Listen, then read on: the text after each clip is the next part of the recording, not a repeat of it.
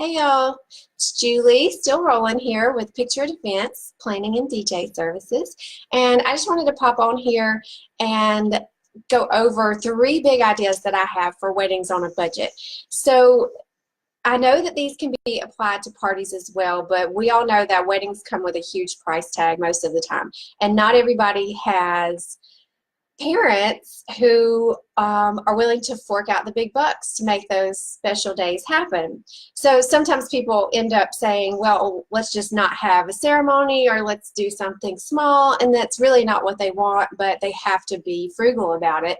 So what I've done is I've taken three of my favorite trends from 2019 and looked at how to have those trends at your ceremony, at your special day, on a budget. So first of all, one of the things that I learned, and I wish that I had known this before I planned my own wedding, was that venues that they often come with this tie to, you have to use their catering service, you have to use their bartenders, and they come with all these huge fees.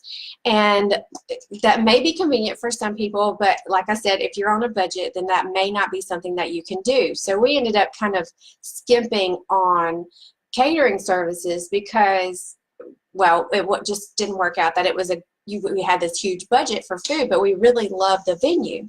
But what we're doing, one of the trends is alternate venues. So you think outside the box. You think also some of the traditional venues don't necessarily go with your personality. You know, you just are where you are, and you find a venue that rents out for weddings, and you just go with it because it's either in your budget or it's just more convenient.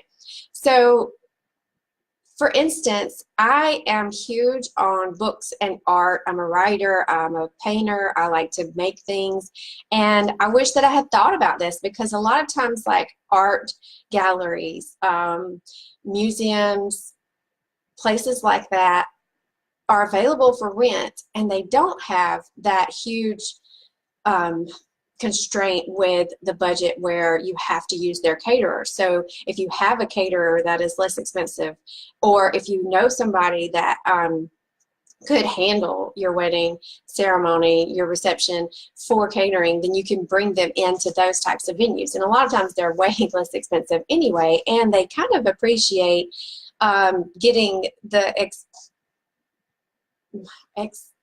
I can't think of that word, exposure, for, you know, having people come to their venue that may not have been there otherwise. And another cool thing that you can do is tie this in, is a lot of people are doing stock the bar parties. Well, if you're at this venue that says, no, you have to use our bartender, or I think ours was something crazy like they were going to charge us a court fee of like $3 for every time they opened a beer or something like that. It was just like, okay, so I'm bringing the beer, but I also have to pay to have it open, and then some other crazy fees. So with this stock the bar party, you can, instead of or in lieu of, or in addition to a traditional bachelorette party or showers, you can have like a cool backyard barbecue where you say, hey, bring me my favorite beer, bring some wine, whatever, and people can stock your bar for you. Now, some like art galleries may not have the license where you can serve alcohol, but you can have someone get a liquor license to be able to do that for fairly reasonably too. So that is the idea of an alternate venue. Just kind of think outside the box about, where can I go where I don't have to necessarily pay for the catering service that is just ridiculous. Some people think too, like, I'm going to save a ton of money by going outside, but you have to be careful with that, especially in the South. Beach weddings are fantastic, but they do come with, you know, the price of having to get a permit, and then you have to rent tables and chairs. And so when you're considering a venue, it's very important to think about all of these things. And one of the cool trends of 2019 is to get an alternate venue. So look outside of the realm of traditional. Another thing that I really, really love is brunch weddings. So what we did for our party, instead of having a rehearsal dinner the night before the wedding, we had so much going on that we wanted to And we had people coming from out of town that weren't necessarily, it wasn't easy for them to get here for the night before. And so what we did was like a brunch rehearsal. And that is much less expensive.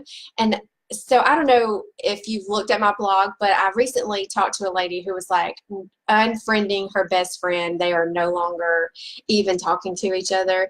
And it's because of the friend's wedding, because she skipped on so many things, and she was actually in the wedding party, and it was just like this horrible experience for her. And one of the things was she was like moving. She had this huge transition. She didn't have a lot of money. And then her friend was like, we're going to do our wedding on a budget. Will you be there? And she was like, yes, of course, I'll be there for you. And then she ended up having to pay so much to be in the wedding that it was a bad experience, and it ruined their friendship. And one of the things that she mentioned was the rehearsal dinner.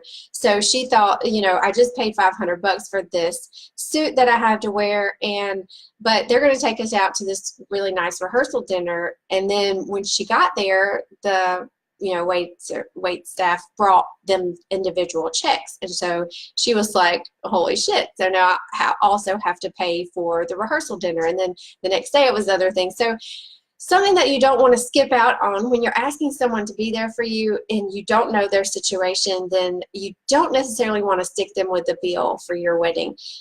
So an alternative to that is to have a brunch rehearsal, and you get everybody in the same place. So you just have to be careful with timing. You have to make sure that you have enough time to, have the brunch, don't get anybody wasted on champagne, and still have time to get dressed and have the pictures and do everything that you need to do for the evening. Another part of that is, instead of having a rehearsal brunch, you could also do a brunch wedding. So many people like to go to brunch, and they love to day drink. So, and some people, of course, are not planning their wedding around the reception and having drinking, but that was pretty much our thing because our friends like to do that. But you can have a brunch wedding, and brunch is much less expensive than having a traditional sit-down dinner or even having a buffet style dinner. So brunch alternatives, much more fun and much less expensive. And the final one is experiential party favors and gifts. So I don't know, I ended up spending a lot of money on gifts for my wedding party that I feel like ended up not being necessarily as good as I thought they were going to be. I just think that in the hustle and bustle of things, that you just those types of things get lost in translation. And so there's like moments for that, and then they pass. Anyway, you probably don't even know what I'm talking about because I'm being very vague, but basically gifts became more expensive and more of a headache. And then the party favors at the wedding, we did that cute little thing where you have like flower seeds, and it just says something like, watch our love grow. So you plant the seeds and watch the love grow.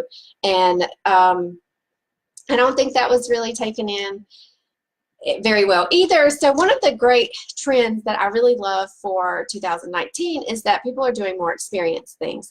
And of course, this can get pricey, so you have to be careful. But a great suggestion that I have is to look at, for instance, there's a guy in Pensacola named Carter J, and we give him a huge shout out. He's an artist here, and what he does is he takes his notebook and no, it's actually a sketchbook, and he draws people's portraits. It's not like a caricature, but that would be cool too if you can find one of those. But he does like background, and he does it's really good. He does faces.